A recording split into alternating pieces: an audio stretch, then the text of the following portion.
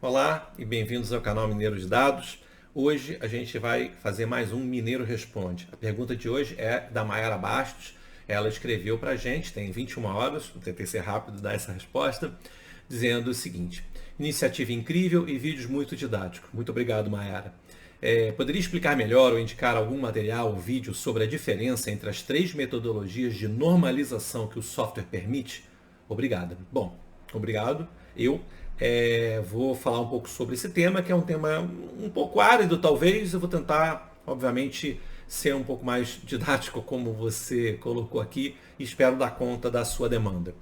Bom, antes de tudo, a gente tem que entender que no Voice Viewer, depois que você faz o seu grafo, né, que aqui é um exemplo de um grafo, né, você vai ter a opção de ver os itens, né, que foram separados aqui, cada um desses itens. Aqui eu peguei um dado qualquer, não fiz nenhum tratamento maior, né?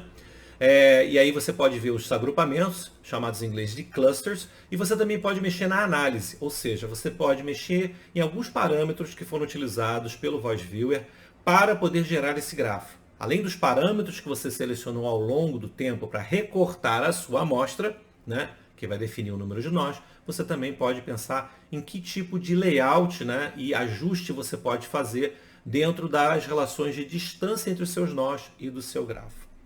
Bom, ela falou de três metodologias, e de fato são três metodologias ou a ausência de qualquer uma delas.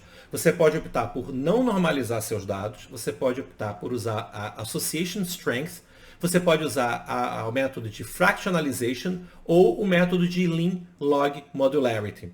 Tá? Lean Log é linear logarítmico, né? Modularidade linear e logarítmica, tá bom? Bom, para a gente começar a tentar abordar isso, a primeira coisa que a gente pode fazer é dar uma olhadinha no manual que tem do Voice Viewer. O Voice Viewer ele tem um manual, né, que fica disponível. Se você só voltar à tela aqui anterior, você pode... Aqui em File tem uma opção no Info chamado Manual. Se você clicar nisso aqui, ele abre o manual, né, do Voice Viewer. E no Manual ele chama a atenção disso, que primeiro, ele não recomenda que você use a opção de nenhuma normalização ou sem normalização. Isso tem a ver com uma coisa interessante, que é o fato de que as análises centométricas normalmente lidam com dados que eles têm uma característica, eles estão sob a égide, né, da lei de potência. Então, se você não fizer nenhum tipo de normalização, né, você acaba podendo ter uma certa dificuldade na distribuição espacial desses conteúdos. Né? Você vai ter coisas muito juntas e coisas muito soltas, não fica muito legal. Né? Você vai estar tentando tratar de uma maneira linear, sem normalização, um dado que não é linear, que ele tem, na verdade, uma curva de potência. Né? Então, nesse sentido, a não ser que você esteja trazendo um dado que tem essa característica de linearidade, usar uma visualização, né? Usar um método sem normalização não seria exatamente o adequado. Bom, a segunda opção, que é a default, a padrão, é a Association Strength, né? Que é um método probabilístico. E esse método probabilístico, o próprio Van Eck e Veltman, em 2009, eles defendem que esse é o melhor método que pode ser utilizado para a centometria, né? Para os estudos bibliométricos e centométricos. Você pode ver que aqui no manual ele não é muito esclarecedor, ele apenas fala que ele usa essa metodologia que está identificada na equação 6 de Van Eck e Veltman 2009, tá? E que é a opção default.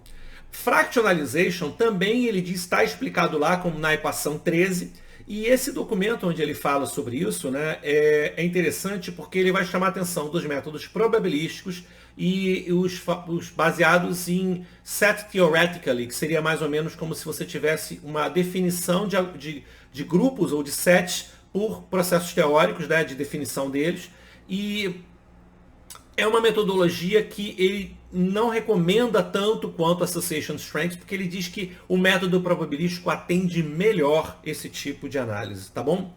Por último, ele chama a atenção da possibilidade do Lean Log Modularity, que é uma ferramenta, né, um tipo de normalização utilizada em outros softwares até. Se não me engano, o Lean Log Modularity é utilizado no Netlytic, tenho quase certeza disso, mas é citado como referências a isso o Newman 2004 e o Nowak 2007 e 2009, né? E ela é uma técnica que é um pouco mais computacionalmente intensa.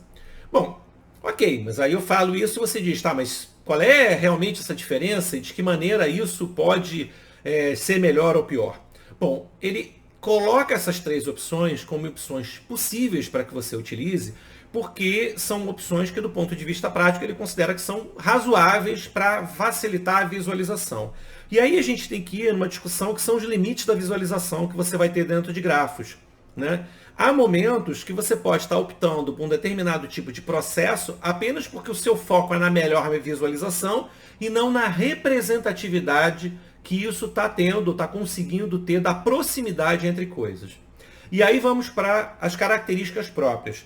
Ele chama atenção, isso quando ele vai falar no documento dele, nesse documento que é o Van Eck-Valpan, ele vai chamar a atenção ao longo do tempo das vantagens que a Association Strengths tem, sendo que ele teoricamente funcionaria muito melhor para uma variedade de tamanhos que você teria, né, de amostras, porém com algumas limitações que ele vai explorar melhor ainda na tese dele de 2011, principalmente quando ele vai falar da relação com Lean Log Modularity.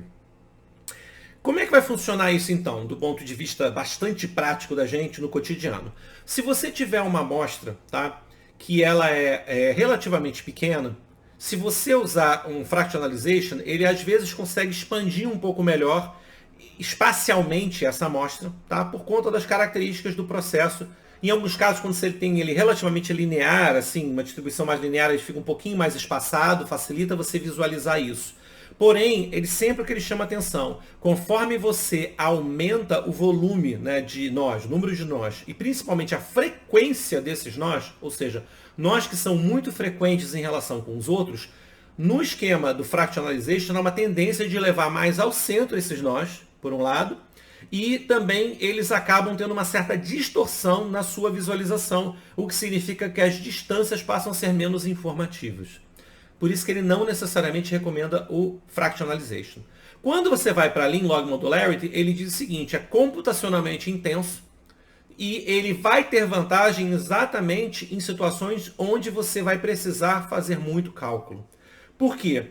Porque ele vai conseguir ter uma resolução melhor na diferença da visão de um grupo muito grande e dos detalhes, tá? Quando você tem uma amostra muito grande. Então, se você tem uma amostra grande, né, vamos para lá de 200 nós, eventualmente bem mais do que isso, se você usar o sistema de Association Strengths, ela vai fazer uma boa distribuição, porém o detalhamento dessas diferenças entre o número, entre os nós mais próximos, mais proximais, pode não ficar tão bem resolvida, enquanto que isso fica melhor resolvido quando você vai para o Lean Log Modularity.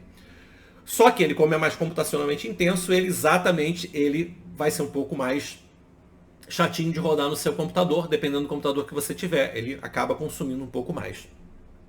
Bom, então, Association Strengths, que é o default, é o que a gente normalmente mantém para a maior parte dos casos.